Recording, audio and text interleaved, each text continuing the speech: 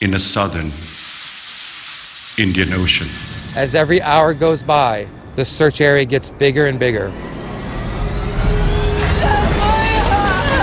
Quando o voo 370 desaparece em 8 de março de 2014, ele se torna um mistério internacional.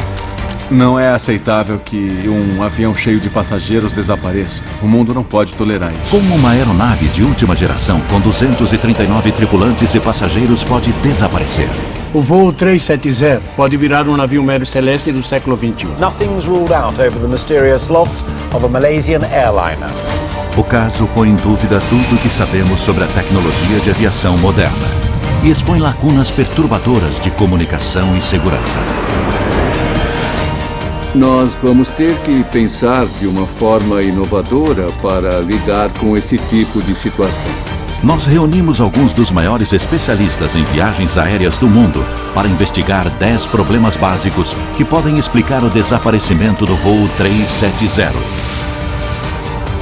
Nós temos muita tecnologia inteligente, telefones celulares, GPS, nós podemos encontrar qualquer coisa em qualquer lugar e realmente perdemos um avião? Este terrível incidente pode mudar para sempre a forma como viajamos pelos céus?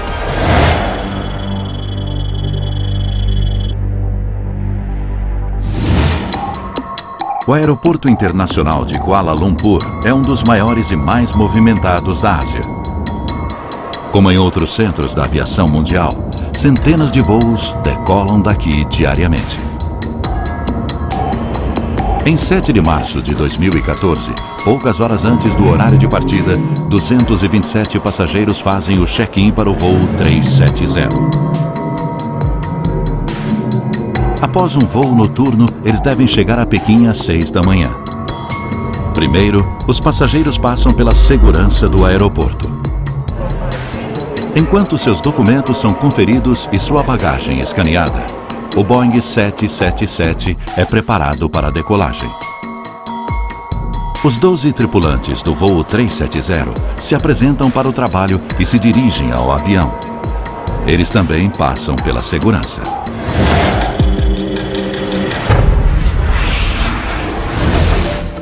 O que o voo 370 deixou claro é que precisamos fazer mais em termos de investigar os próprios membros da tripulação.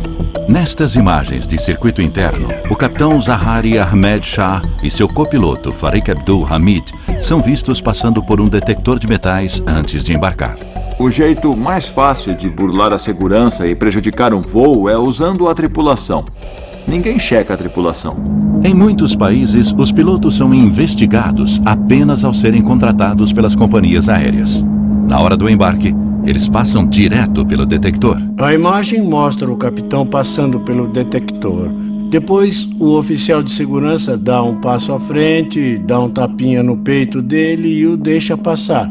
Então, temos uma lacuna aí. Se houver alguém mal intencionado entre os pilotos, nós corremos o risco de que ele use essas lacunas para desaparecer dos céus. Enquanto a tripulação se dirige à aeronave, os passageiros passam pelo controle de passaporte.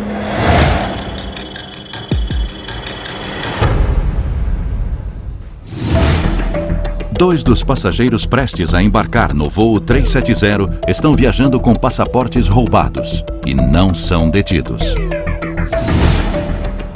O fato de as pessoas que embarcaram nesse avião não terem sido devidamente investigadas é um problema sério para mim. Depois, eles foram identificados como iranianos em busca de asilo. Mas como eles conseguiram passar pelo controle de passaporte sem serem detectados? A Interpol tem uma base de dados com detalhes de mais de 40 milhões de passaportes roubados ou perdidos.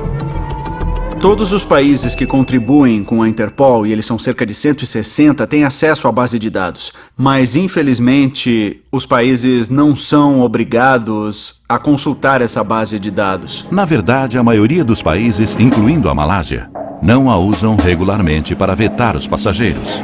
esta lacuna alarmante pode aumentar a pressão pela mudança de protocolos internacionais. Eu acredito que a base de dados da Interpol vai começar a ser usada com mais frequência, mas o custo e o acesso precisam ser melhores. Com os passaportes verificados, os passageiros do voo 370, como é praxe no mundo todo, partem para a checagem de segurança. É quando as autoridades procuram explosivos, armas e materiais perigosos. Eles checam as nossas malas, nós passamos por detectores, mas isso indica que existe uma falha em algum lugar.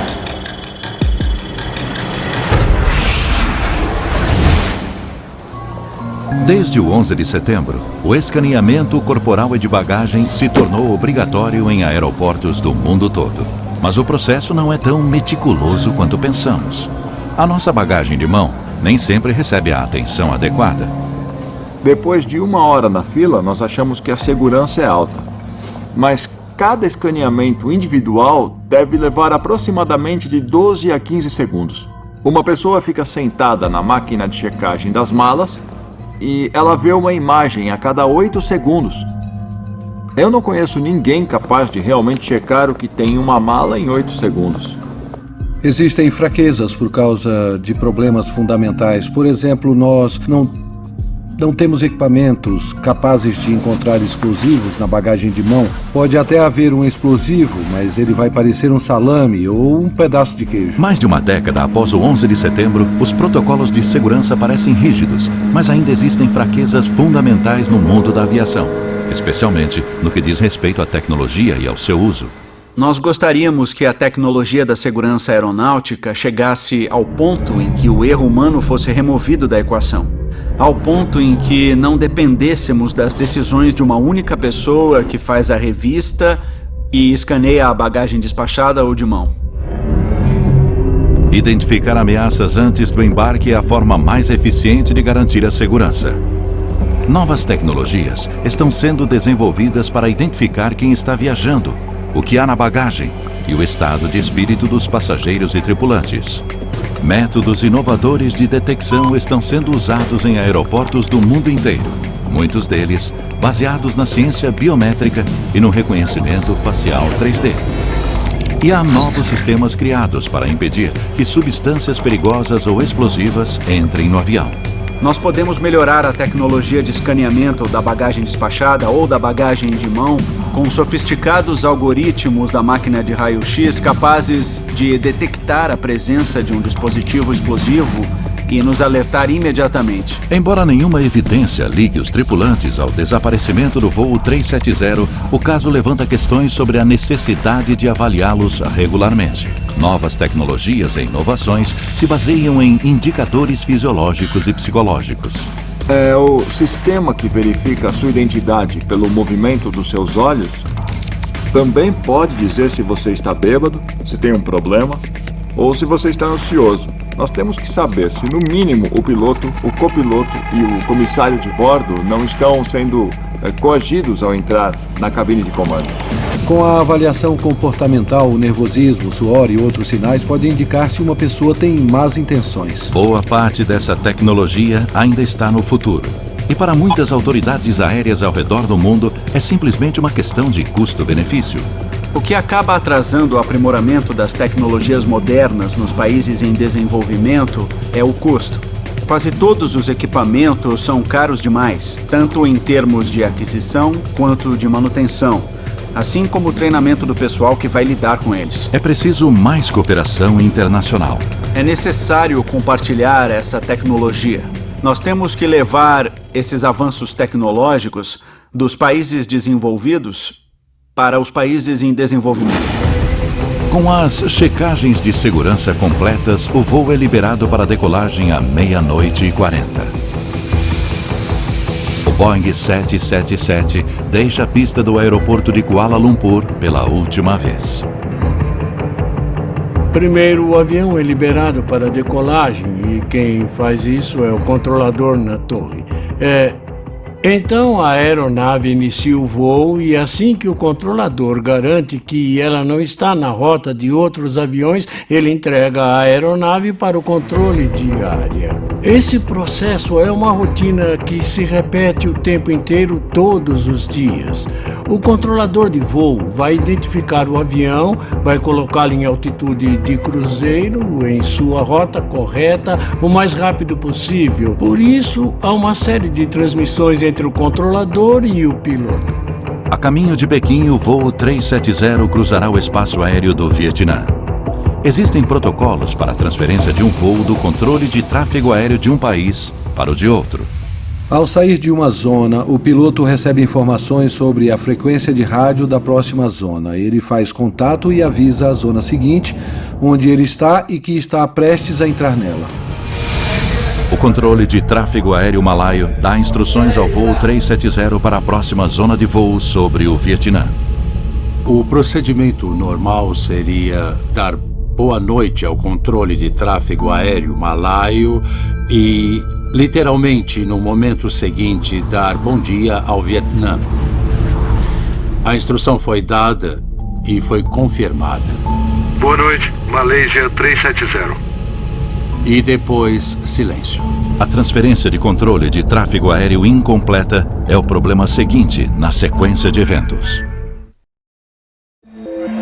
Com a comunicação via rádio suspensa, o controle de tráfego aéreo depende do radar. Mas transferências perdidas não são exatamente incomuns.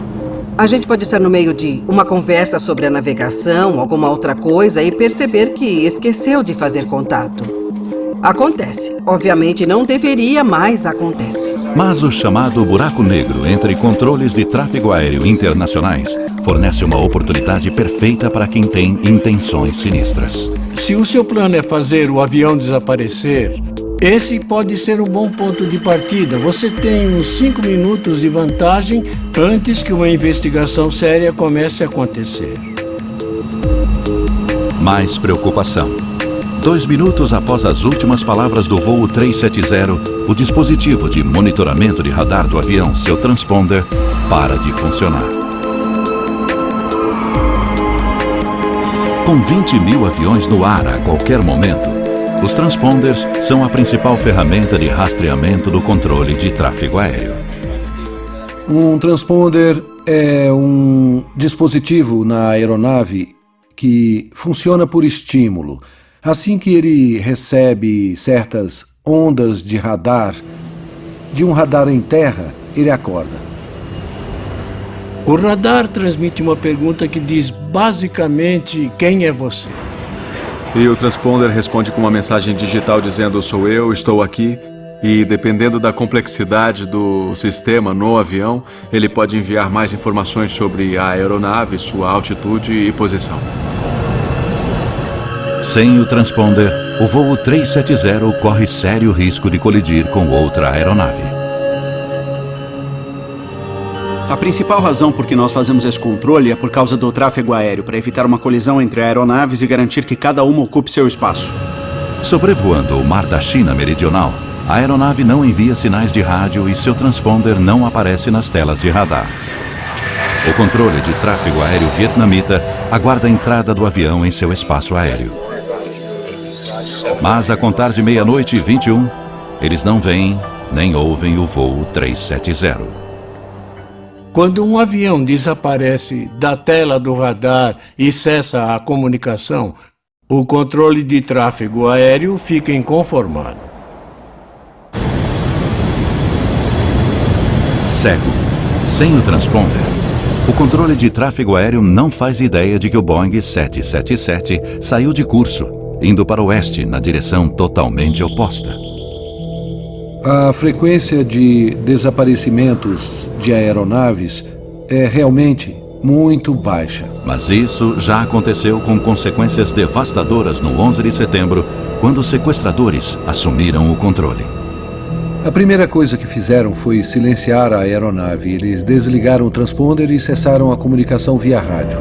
Ninguém sabia exatamente onde estavam os aviões. A tragédia motivou uma alteração de protocolo global. Quando eles entendem o que está acontecendo, uma das medidas é contatar os serviços de segurança. Se eu entro no espaço aéreo de Londres, E você sabe como a frequência muda várias vezes em um período muito curto? É Basta eu verdade. perder um contato que, sem mais nada Sem acontecer, dúvida. dois caças aparecem ao meu lado. É preciso revolucionar urgentemente o sistema de controle de tráfego aéreo mais uma vez? Talvez seja a hora de trocar a transferência manual por um sistema automático. Eu acho que uma transferência automática seria benéfica. Mas sempre que aumentamos a automatização, aumentamos o possível... Risco. Isso, risco. É uma escolha entre a tecnologia, que nos dá mais certeza, e o fator humano, que nos dá um pouco mais de controle, mas gera um ponto de ruptura. Mas o transponder não é o único sistema que mantém os aviões em contato com o solo. Existe outro, o Sistema de Comunicação e Relatórios de Aeronaves, ou ACARS. As aeronaves podem automaticamente enviar dados sobre o seu desempenho ao fabricante, incluindo o desempenho do motor, consumo de combustível e talvez até a velocidade da aeronave. Mas no caso do voo 370, o sistema via satélite parou de transmitir mais ou menos ao mesmo tempo em que o avião se desviou da rota e o transponder parou de funcionar. É nessa janela de 10 a 15 minutos que nós precisamos entender o que estava acontecendo na cabine de comando. O fato de tanto o transponder quanto o sistema ACARS terem sido desligados levanta uma questão crucial. O transponder tornou-se inoperante. Como ele se tornou inoperante? No momento, parte do sistema CARS foi desativado. Pode ter sido uma desativação proposital ou uma falha de sistema muito específica. A pessoa em melhores condições de desligar o sistema é o piloto. Se o piloto tiver que desligar o transponder, ele não vai ter nenhum problema, porque ele fica aqui no controle central e é só uma questão de localizar a chave e então virar. Outro jeito de fazer isso, ou por exemplo de desligar o ACARS, é mexer aqui em cima nos disjuntores e puxar os disjuntores correspondentes, e isso faz tudo parar de funcionar. Um piloto pode desligar um transponder por motivos legítimos. Eu tive que desligar um transponder durante o voo uma vez, e no meu caso foi por causa de uma pane elétrica. Eu não consigo imaginar uma situação em que eu desligaria o transponder e não informaria ao controle de tráfego aéreo sobre a minha decisão. Acidental ou propositalmente, os pilotos devem ter a opção de desligá-lo sem o consentimento da torre de controle? Nós temos que aceitar que o capitão de uma aeronave tem e deve ter o controle total sobre tudo naquela aeronave, incluindo o desligamento dos sistemas elétricos, com exceção dos absolutamente necessários para o controle de voo, para combater, por exemplo, incêndios. A ideia de a torre poder assumir o controle, eu acho aterrorizante. Como a torre pode tomar as decisões que nós tomamos no ar? Encontrar o equilíbrio entre a autonomia dos pilotos e a importância de um monitoramento adequado continuará sendo um desafio. A ação humana não é a única causa possível por trás do colapso dos sistemas de rastreamento. Uma falha mecânica também pode ter desativado os componentes elétricos. Isso pode explicar por que o voo não pôde ser monitorado e a tripulação não conseguiu pedir socorro.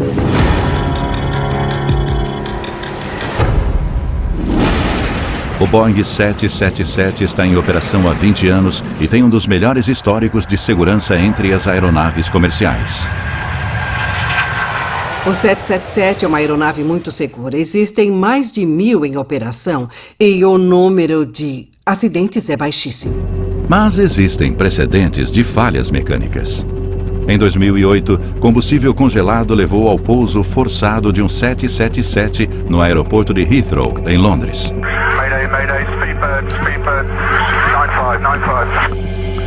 Mas a hipótese de falha mecânica mais provável no caso do voo 370 é um incêndio na cabine de comando, como no Egypt Air 667. Um curto-circuito atingiu o duto de oxigênio da cabine de comando. Em 30 segundos, o fogo abriu um buraco do tamanho de uma mala na fuselagem. Uma falha mecânica explicaria por que o voo 370 virou inesperadamente para o oeste. Em caso de fumaça, fogo, qualquer coisa do tipo, a prioridade é aterrissar o mais rápido possível. Se algo similar aconteceu no voo 370, isso explicaria a curva. Pilotar, navegar, comunicar. Não me surpreende que eles não tenham enviado uma mensagem de emergência. Porque se o incêndio na cabine de comando foi grave, estamos falando de 20, 30 segundos, não é muito tempo. Mas não há tentativa de aterrissagem. O voo 370 segue na direção errada, rumo ao mar. Embora os dispositivos de rastreamento estejam desativados, um link de comunicação vital continua ativo: os pings, ou sinais de dados da antena de satélite. Os pings são uma resposta automática da aeronave dizendo: sim, ainda estou aqui. Os pings continuam sendo transmitidos mais de 6 horas após o avião sair da rota. Esse fato se torna vital na busca pelo voo 370. Embora os pings não forneçam nenhum tipo de dado sobre a localização da aeronave, nós sabemos, graças a eles, que a aeronave continuou voando por diversas horas após a perda de contato. Hoje nós sabemos que o avião seguiu em direção à latitude 40 graus, que concentra os ventos mais hostis do Oceano Índico Sul. Mas quem estava no comando? Homem ou máquina? Se o piloto para de comandar o avião, normalmente o piloto automático assume e continua no comando até o avião pousar em seu destino ou até acabar o combustível ou alguma outra coisa dar errado. Como um avião fantasma. Estaria o piloto automático levando o voo 370 ao lugar do seu descanso final e obrigando o mundo a conviver com o mistério?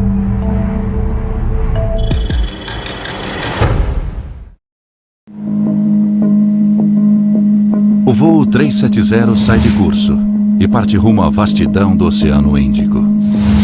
Um mistério que expõe uma série de lacunas na segurança aeronáutica.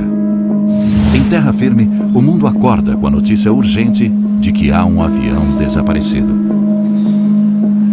Parentes e amigos em Pequim chegam para receber o voo 370, mas ele nunca aparece. Malaysia Airlines confirmed that the flight MH370 had lost contact with Subang Air Traffic Control at 2:40 a.m.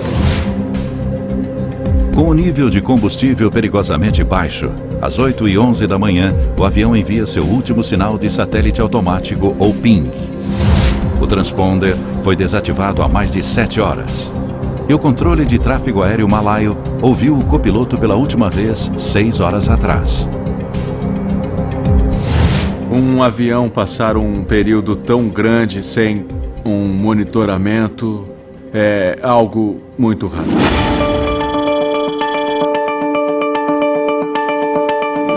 É incrível, nós temos muita tecnologia inteligente, telefones celulares, GPS. Nós podemos encontrar qualquer coisa em qualquer lugar do mundo e realmente perdemos um avião com tanta gente a bordo? Como encontrar um avião desaparecido? O primeiro método é rastrear a partir do solo, através de radar.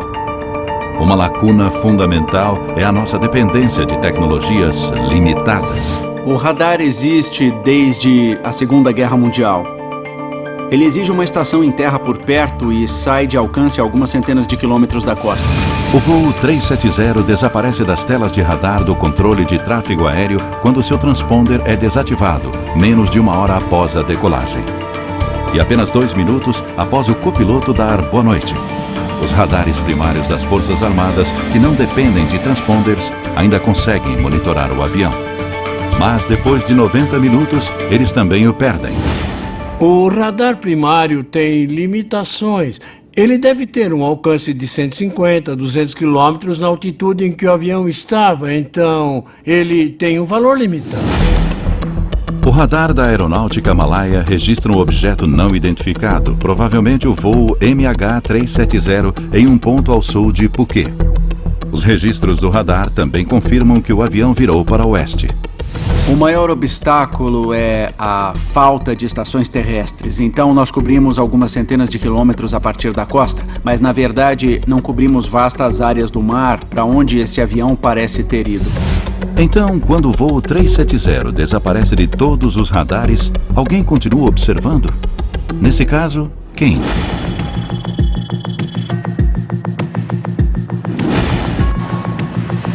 Mais de 1000 satélites orbitam a Terra. As Forças Armadas e empresas particulares investiram trilhões de dólares na tecnologia de satélites.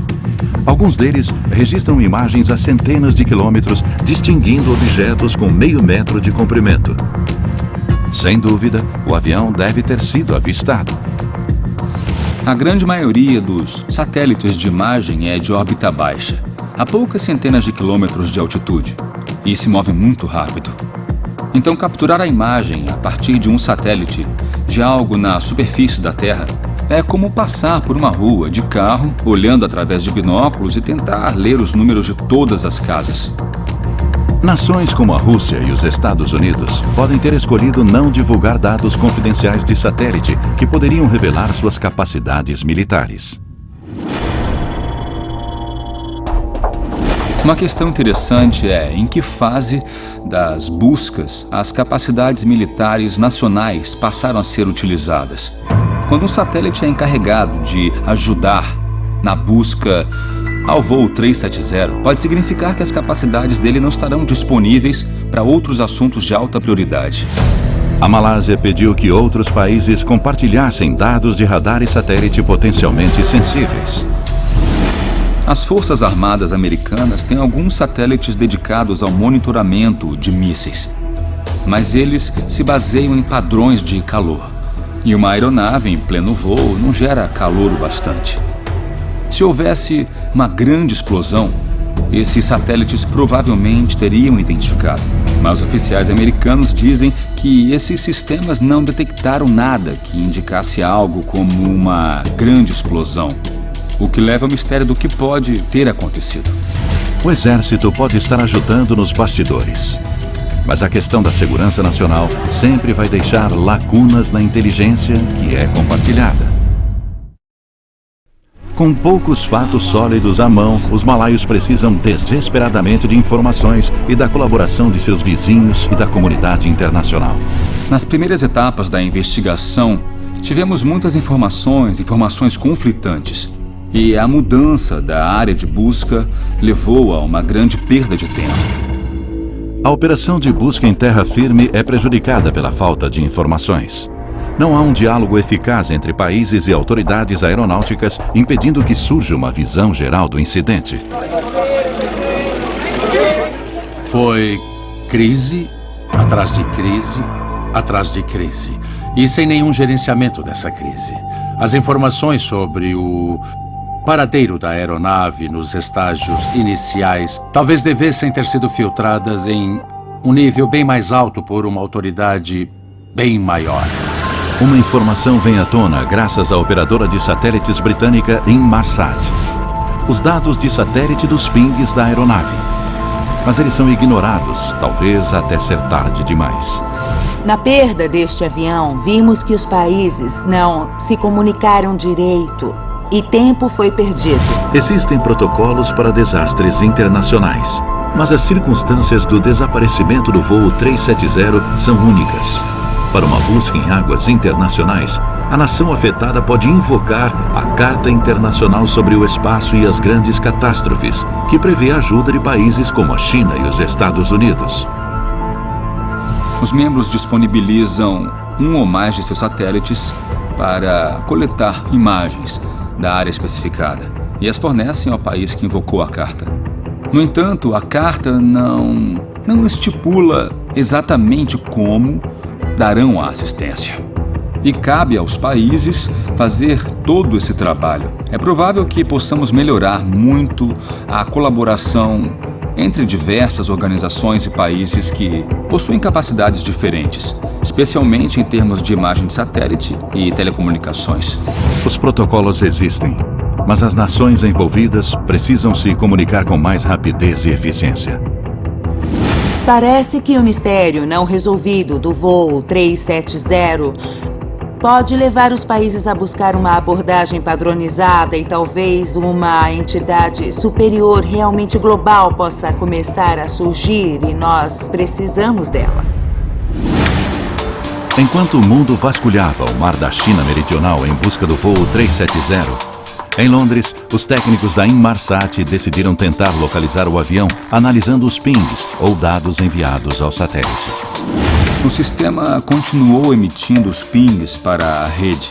Os sinais enviados pela estação terrestre perguntavam para a aeronave: "Você está aí?" E a aeronave respondia: "Sim, estou aqui." E isso ocorria de hora em hora com uma frequência previamente determinada. Mas os pings de satélite emitidos para e pela aeronave não informam a localização do avião. No entanto, apesar da falta de dados, a equipe enfrenta o desafio. Programadores usam os 8 pings enviados pelo avião para determinar sua possível trajetória. Análises isolam 2 possíveis corredores que o avião pode ter usado. Um rumo ao norte entre a Tailândia e o Cazaquistão. O outro, rumo ao sul, entre a Indonésia e o Oceano Índico Sul. Nós usamos a diferença de velocidade com que o sinal foi da aeronave até o ponto fixo, o satélite no espaço. É o chamado efeito Doppler. Imagine um apito de trem ficando mais alto ao se aproximar de você e mais baixo ao se afastar. Nós usamos esses sinais para determinar em que ponto daquela rota específica o avião poderia estar.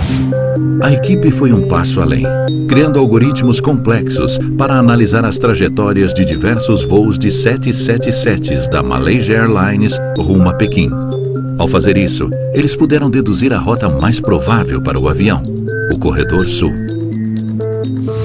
Eles tinham um palpite bem sólido de para onde a aeronave foi. Então eles compararam com outros 6 aviões que decolaram no mesmo dia. E deu certo. Ao aplicar esse modelo ao caso do voo 370, eles conseguiram mostrar de forma bastante convincente que ele deve ter seguido rumo ao sul. A área de busca se resume a um corredor de 160 quilômetros no Oceano Índico, a oeste de Perth. O primeiro-ministro malaio dá a notícia. According to this new data, flight MH370 ended in the southern Indian Ocean. Agora os investigadores sabem o lugar mais provável da queda. E uma operação internacional de busca está em andamento. Não existe certeza sobre o que aconteceu e isso é impensável. Nós temos que saber o que houve para evitarmos no futuro. Mas ainda há 2 evidências vitais que precisam ser encontradas: o gravador de dados de voo e o gravador de voz da cabine, as caixas pretas. Essas 2 unidades sobreviveriam a um impacto considerável e, sem dúvida, sobreviveriam embaixo d'água. E caso os investigadores encontrem as caixas pretas, elas podem ironicamente se tornar o maior mistério de todos. Com o passar das semanas e sem nenhuma resposta sobre o que aconteceu com o voo MH370, a dor e a raiva dos parentes aumentam. Finalmente, os investigadores conseguem isolar uma área onde a aeronave pode ter caído. Ela cobre 254 mil quilômetros quadrados nas profundezas do Oceano Índico Sul. Mas é preciso encontrar uma parte crucial do avião. Outro mistério: as caixas pretas.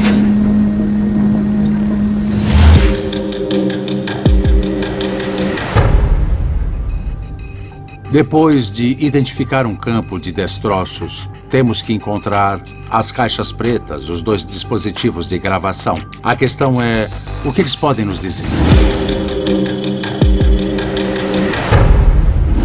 Uma caixa preta tem 2 partes, ambas localizadas na traseira da aeronave.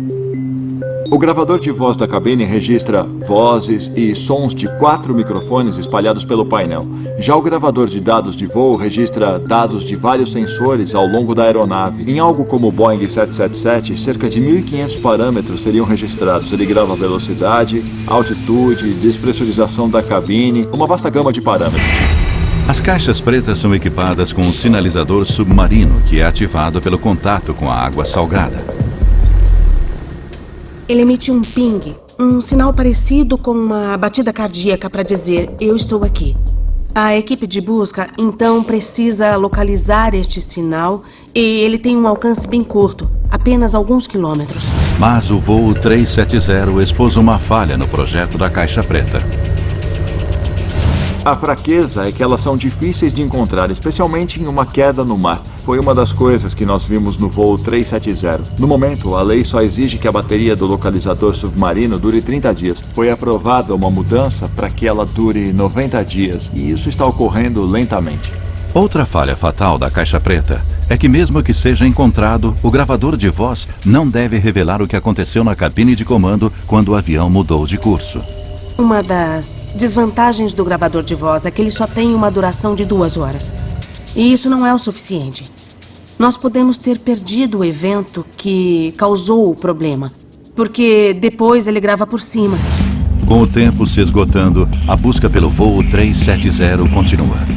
Ela se torna a maior busca multinacional aérea e marítima da história, envolvendo 26 países.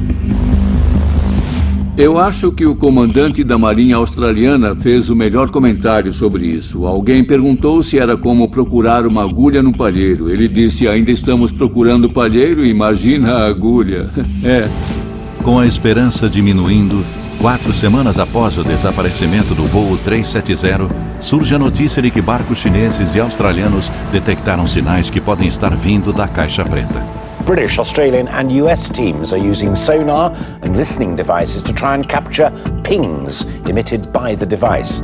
A busca se intensifica a 1.600 quilômetros ao noroeste de Perth. Mas localizar e recuperar a caixa preta no leito oceânico montanhoso será a tarefa mais difícil até agora. Time is against them. 28 days on from the jet's disappearance, the batteries in the recorders only last for around 30. Mesmo que eles encontrem a caixa preta, ela nunca revelará todos os detalhes sobre o que aconteceu com o voo 370. Este caso pode mudar essa abordagem e forçar a indústria a registrar mais dados ao longo de um intervalo maior nas caixas pretas. A perda trágica de 239 passageiros e tripulantes expôs as limitações da tecnologia usada na aviação. Em um mundo onde podemos transmitir dados em tempo real para smartphones com mais memória do que uma caixa preta, está na hora de essa tecnologia ser aplicada a aeronaves? Eu acho que a prioridade é, a curto prazo, tentar encontrar alguma solução para podermos transmitir dados em tempo real de uma aeronave durante o voo para sistemas em som. E essa tecnologia não está tão distante. E algumas inovações podem ser aceleradas como resultado do voo 370. A Universidade de Cranfield, líder em pesquisa aeronáutica, está desenvolvendo um sistema de informação revolucionário, a transmissão seletiva, que utiliza dados em tempo real da aeronave. Em vez de fazer a aeronave transmitir dados o tempo todo, nós esperamos que ela entre em uma situação incomum, talvez no meio de um acidente, e só aí ela passa a fornecer informações, altitude, velocidade, nível, inclinação, parâmetros como estes, para tentarmos entender se algo incomum está acontecendo. A transmissão seletiva enviará dados vitais em tempo real ao fabricante e será mais fácil localizar a aeronave em caso de acidente, como o do voo 370. Mas sua aprovação e instalação em aviões de passageiros pode levar anos. Já existe tecnologia disponível para companhias aéreas dispostas a instalá-las que fornecem feedback de performance em tempo real. Novos motores aeronáuticos de empresas como a Rolls-Royce e a GE têm a capacidade de automaticamente enviar dados sobre o seu desempenho para os fabricantes. Não se sabe se o voo 370 possuía esta capacidade. Se a transmissão automática de dados estivesse ativada, nós poderíamos reduzir muito a área de busca do paradeiro da aeronave. E se a aeronave do futuro, transmitindo dados em tempo real, fosse um passo além, com um piloto virtual, eliminaria a possibilidade de erro humano? A Universidade de Tóquio está desenvolvendo um sistema de controle de voo inteligente usando inteligência artificial.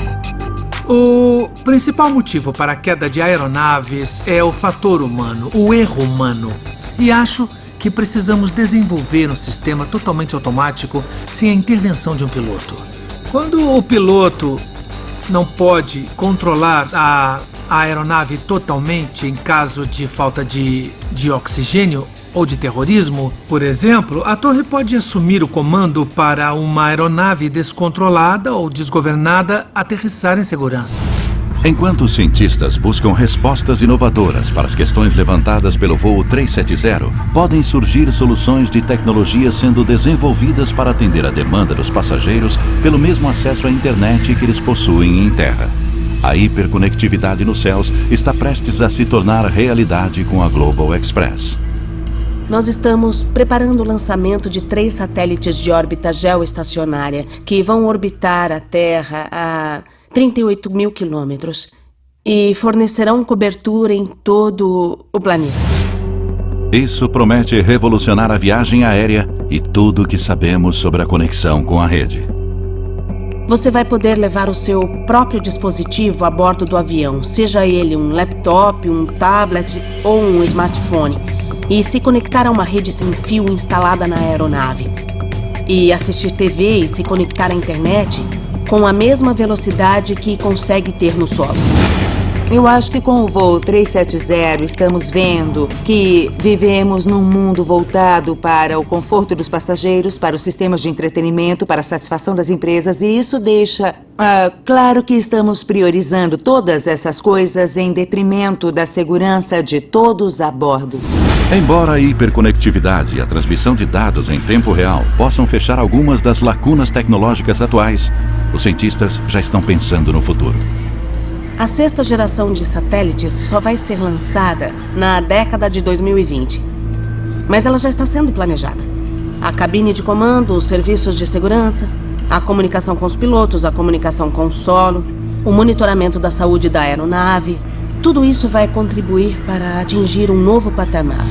Enquanto o mundo continua acompanhando os eventos trágicos do voo 370, os investigadores precisam encontrar os destroços e recuperar a caixa preta para solucionar algumas dúvidas-chave. Mas podemos nunca ter todas as respostas. O que nós descobrimos é que esta não é apenas a história de um avião desaparecido. É também a história de problemas na comunicação e na tecnologia aeronáutica. Os passageiros precisam ter certeza de que a segurança é a grande prioridade, tanto no aeroporto quanto no ambiente da aeronave. Porque sem os passageiros não temos uma indústria para proteger. A tecnologia aeronáutica, por mais sofisticada que seja, ainda é vulnerável a erros e sabotagens. Temos que descobrir, nós temos que saber o que aconteceu e nós temos que aprender as lições para impedir que aconteça de novo. Estas falhas permitiram que um voo de rotina se tornasse um dos maiores mistérios na história da aviação. No fim das contas, a questão é: qual vai ser o custo de implementação de toda essa tecnologia e dessas melhorias? E quem vai estar preparado para arcar com esse custo? Os governos, as companhias aéreas ou os passageiros?